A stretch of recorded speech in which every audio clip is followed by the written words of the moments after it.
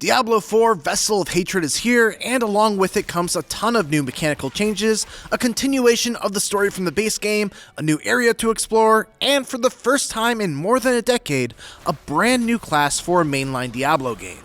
If you're looking for the easiest way to get to the harder difficulties with that new class, here's a quick guide on the skills we'd recommend getting first when you're just getting started with the Spiritborn.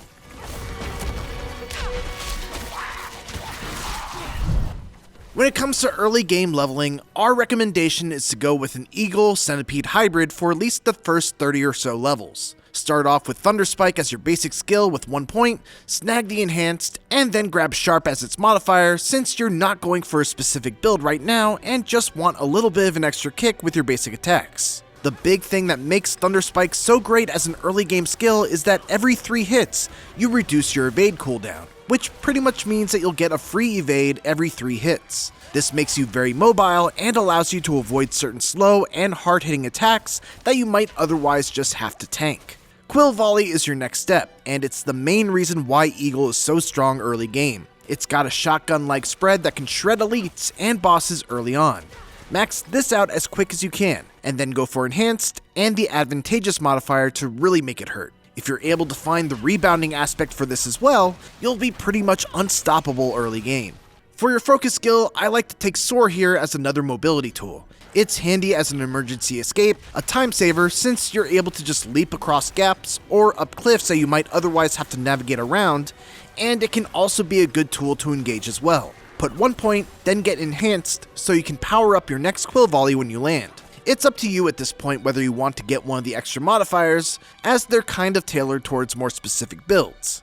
If you're able to find the aspect of Turbulence, definitely look to equip it, as it will cast Vortex on the spot where you land, pulling nearby enemies in and putting them in prime position for a Quill Volley that hits each of them. For the next skill, we recommend Scourge as an early game build. It pairs super well with Quill Volley as a kind of 1-2 punch to clear out a whole group of enemies at once. Put 1 point in and then grab the Enhanced modifier, along with the Reinforced modifier so that you can use it as a way to restore vigor very quickly. At this point, go back to the core skills and put a point into the Vigorous passive. We'll need an extra point invested before we can unlock the Potency skills, and Vigorous will get us some very welcome vigor generation.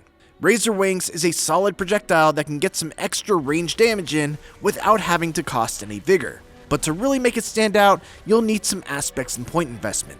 If you'd like to be less of a glass cannon, definitely consider grabbing either Counterattack or Armored Hide. Armored Hide will passively get you stacks of Resolve, which increases your damage resistance, and when you activate it, it'll give you 100% block chance for a few seconds, while Counterattack will passively give you dodge chance and deal damage every time you dodge, and when you activate it, it will dodge all attacks for a short duration.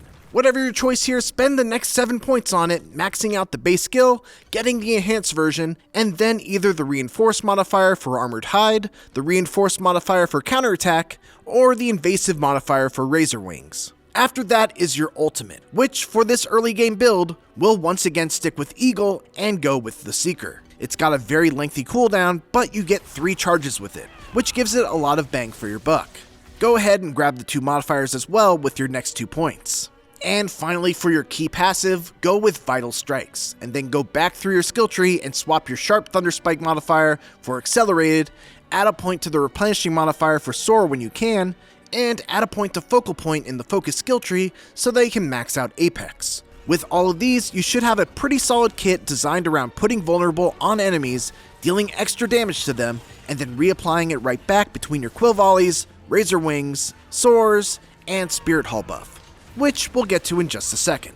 At this point, you should be pretty much set on your main abilities and your key passive. For future level ups, some passives that you'll want to go back to pick up include Vigorous, we already put 1 point here but feel free to max it out, Velocity, since this is kind of a hit and run playstyle, Brilliance to get some more Eagle damage, Acceleration to increase your movement speed and also increase the bonus granted from Brilliance. Then you can max out Resolution and continue down this tree of ultimate enhancing passives by also getting Sustenance, Spiritual Attunement, and Supremacy.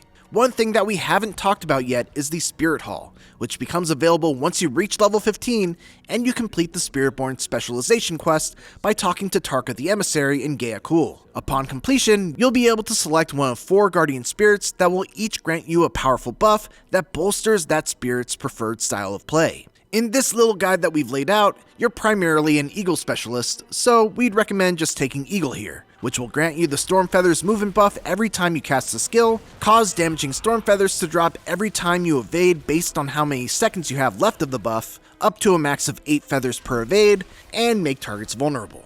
At level 30, you'll be able to take a secondary passive buff from the Spirit Hall. You're able to swap these without penalties, so my recommendation would be to experiment with Eagle and Centipede to figure out what works best for you. The critical strike chance from Eagle, or the lifesteal when you cast Scourge from Centipede. This is just a suggested early game leveling guide to have a relatively easy time in normal or hard difficulty before you respec after gearing up with some build defining legendaries and uniques. For some later game build ideas, check out our videos for a late game Jaguar build and a Poison Thorn build. And for everything else, keep it here on IGN.